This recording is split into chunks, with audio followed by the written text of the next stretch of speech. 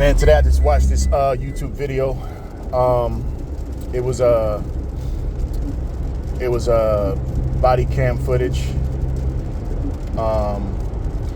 It was concerning the death of Officer Justin Hare.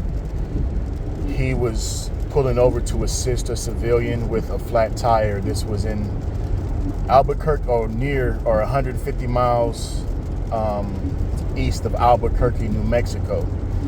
The suspect's name was Jeremy Smith. And the reason why I say suspect is because as the officer approached the vehicle on the dash cam, we can see that the perpetrator gets out of the vehicle and he goes up to the driver's side window, and he's speaking with Officer Justin Hare, and within a matter of not even a minute proceeds to shoot Officer Justin Hare, who suffered multiple gunshot wounds to his head. I believe it was 2 to his face, 1 to his head, and 1 in his neck.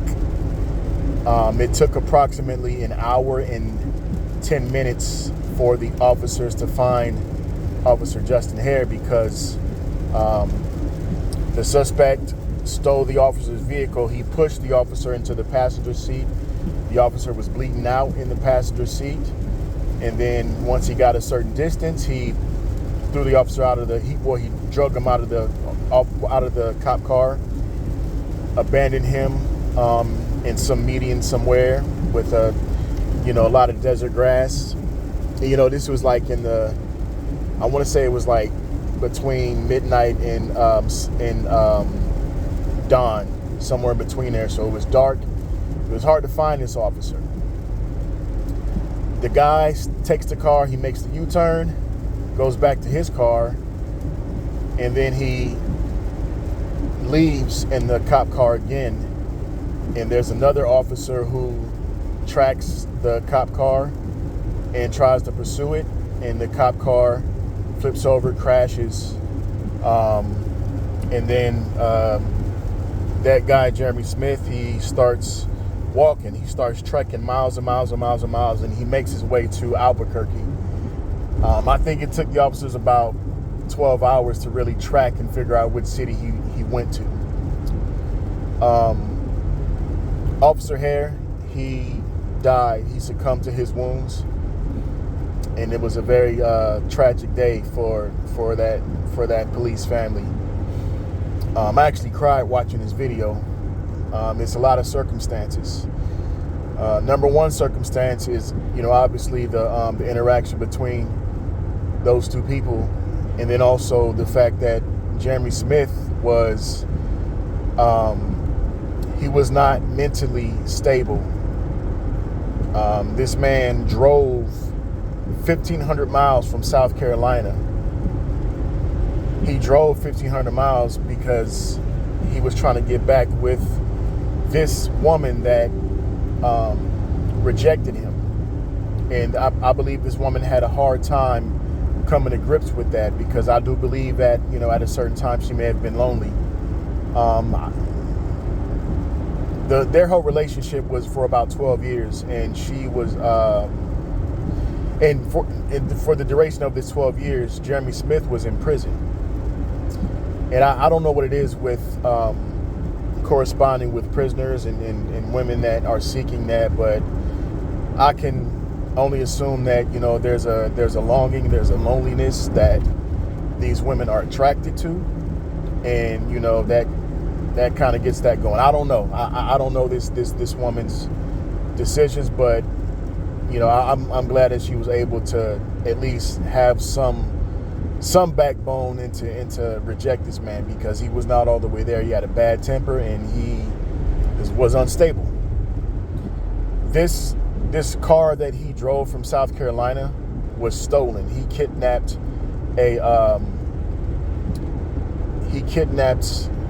this woman, tortured her and killed her and stole her car, all to get back to another woman. And in between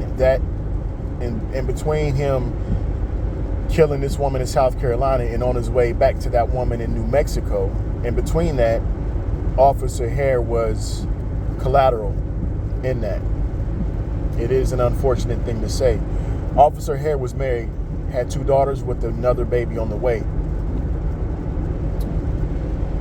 Now, I'm bringing this video up not only because I want us to be aware of these things, but also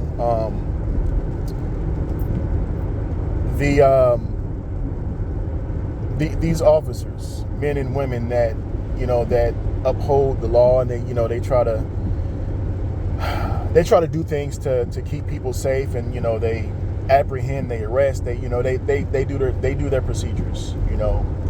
You have some that abuse the law, you have some that are reasonable, you have some that there's bad apples and there's good apples in every bunch. Doesn't matter. For instance, Jeremy Smith is a person of color. He's African American, but obviously he's a bad apple. I feel some type of way about that because I do not like that. I believe that further puts the stain on assumptions. It further puts the stain on racial profiling. It further puts the stain on so many other things that these officers could do, especially the ones that are closely associated with Hare, with Officer Hare. They see him as a brother, part of the brotherhood, part of the family. And when they see something like this happen, mercilessly killed by an African American, I don't know how they're going to react to this when they interact with another person of color. I don't know. But I do know in the back of their minds, in the back of their heads, they don't want to end up like their brother. They don't want to be dead. And they can only assume that something can happen. And because of these traumatic experiences, it goes from 0 to 100 real quick. And they can always assume the worst at any time. And something could happen to where if they do interact with another person of color, and this person of color may not be mentally unstable as much as Jeremy Smith, and it could be something that can completely throw the officer off, where they pull a gun and they shoot this person by accident. It's a cycle and it sucks. That was a segue, but I'm going to get back into what I was saying. I noticed that in this interaction, there's distress calls, distress signals, there's welfare checks, there's things like that. And this is administered for the officers, for their safety, and for, it's primarily for their safety, right? Everybody has to be accounted for when they're on shift, when they're on duty, right? Off duty, I don't think it necessarily matters, but if they're on that, if they put on a uniform, they're in that car, they have accountability. And if anything happens where they are incapacitated, there's a distress signal. There's something that automatically goes out. You know what I mean? And the only reason why I'm bringing this up is because I feel like in some kind of way, a lot of crimes can be prevented. A lot of murders, a lot of homicide investigations can be prevented in a way to where if there was a detail system that could possibly administer the same services to civilians to civilians as it does to officers, I think a lot of things could be prevented.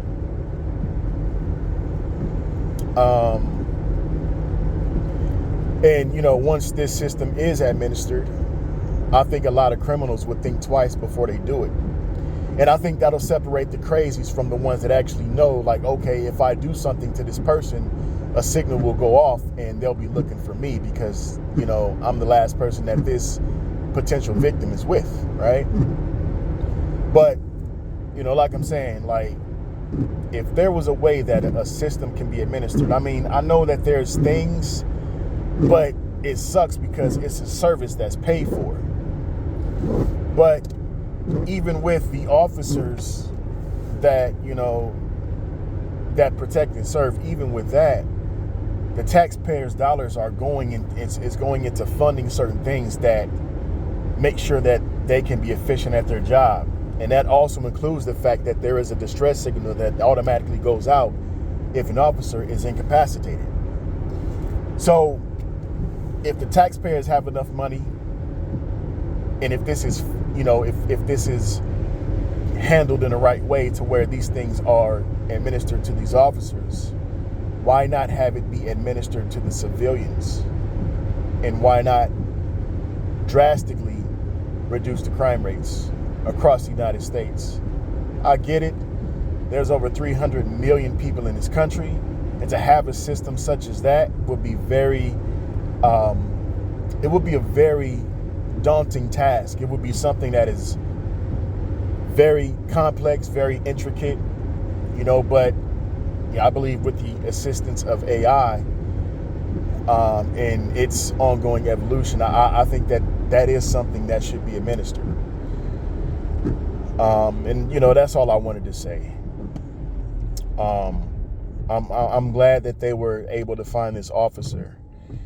And then going back to all of the details that led up to this unfortunate event, not only was this man mentally unstable, not only did he drive 1,500 miles to New Mexico, but where Officer Hare was at that time, at that specific day and time, it was difficult for the ambulance to actually find him. Granted, when the officer initially found him, he was able to, make the call for the ambulance to come, but there wasn't anything that could really, get them there efficiently. They were still trying to make, get like actual details of where he was at. And then not only that, but then the helicopter was not, it wasn't even working. It was on repairs, the hospital helicopter or the medical helicopter. So, it's things like that that contribute to unfortunate events, and it's not just the fact that this monster shot this person in cold blood. But, yeah, I just wanted to put that out there. Like, I think it'll be something that would help us out a lot is, if there was a way that everybody had something like that to where a lot of these things wouldn't happen, so that's it. That's all I wanted to say. My condolences go out to Officer Hare's family and the New Mexico police family.